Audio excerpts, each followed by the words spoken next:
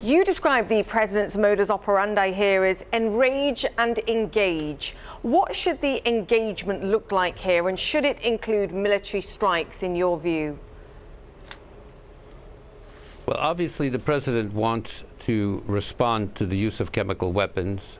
He has done this a year ago with the Tomahawk strikes. That was really a one-time military action. I think what he needs to determine now is what would succeed in deterring Bashar al-Assad from continuing to use chemical agents against his own people and targets in Syria. So this strike would have to be more consequential, I believe, than the one last year, or it should be sustained military actions over a certain period of time that will degrade his capabilities to the point where he is really deterred from using chemical weapons. And Ambassador, do you think that is a plausible strategy, specifically that there could be a run of attacks that's finite but longer than the one day of attacks that meaningfully degrades Assad's ability to continue his actions? Well, the safest and most risk-averse action would be a consequential one strike. But once you go into sustained or more prolonged strikes, not only missiles but perhaps aircraft, then the risks really are much higher. And therefore, you have to think about the day after. So this is one of the big challenges that the Pentagon has and the national security establishment around the president has in advising him on what to do. But the real problem, if we can step back on this, is that what happens after whatever military action may be taken? Is there a strategy? Is there an American strategy that is a coherent one that will allow the United States, after taking military action, to have a voice in what the future of Syria can be according to our own national security interests and those of the Syrian people? And by that I mean we are in the eastern part of Syria. We have special operations forces there. We have about 2,000 military personnel there. It's an important part of Syria where the oil, most of the oil wells are, and we have political leverage by just being there now.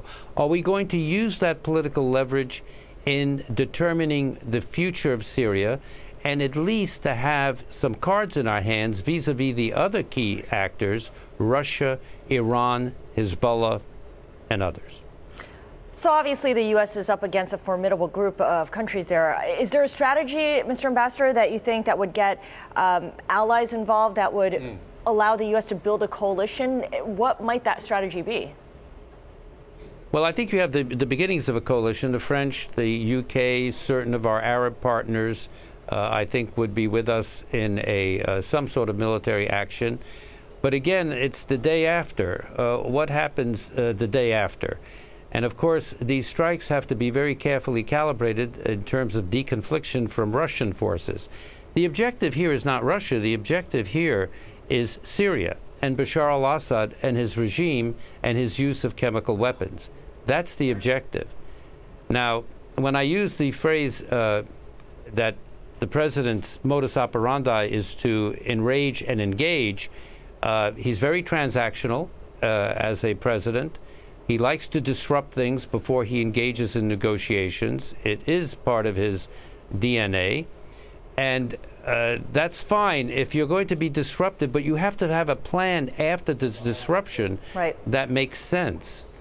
Is working with Russia part of that plan, Ambassador? Because, you know, if we look at even at the air capabilities of Syria since the attacks a year ago, the Russians have helped them reinforce those to be able to better withstand further attacks from the United States or whoever. Is there a prospect here of, particularly given the pressure now that Vladimir Putin himself is under as a result of the latest sanctions, that actually he picks up the phone to President Trump and goes, look, OK, how can we broker some kind of a deal here or an arrangement? Because whatever the objective is for the future of Syria, you've got Iran and you've got the Russians who simply want to allow Assad to stay where he is. Right, and you put your finger on something very important, which is that Bashar al-Assad would not have survived this long without, first, Iranian support. The Iranian support is on the ground. They have military fighters, the Al-Quds Brigade and others, on the ground, and militias on the ground in Syria. They have the highest stake in maintaining Bashar al-Assad in power, because for them, he is instrumental. It's not a land bridge, as the media always talks about, but it's an Iranian bridge of influence from Tehran through Baghdad to Damascus to Lebanon and Hezbollah. And they're very skillful in what they've done in terms of establishing and expanding this political military corridor of influence. The Russians are there because they have bases, they have military bases in Syria. Syria, they have a transactional relationship and an arms relationship with them. And Putin feels that Bashar is the best option other than the Islamist extremist groups. Yeah, and that's key. And then you have Hezbollah. And what we forget in this equation is that they're building up quite a training capacity in their fighting in Syria, and becoming more and more a potential threat to Israel on Syria's southern border. So you have all these actors in place, and the point I'm making is that if we want to have a hand in the game, to have some cards in this game, we are there in east of the Euphrates. How can we maximize that position, and how can any military action that the president decides to take now be translated into political leverage?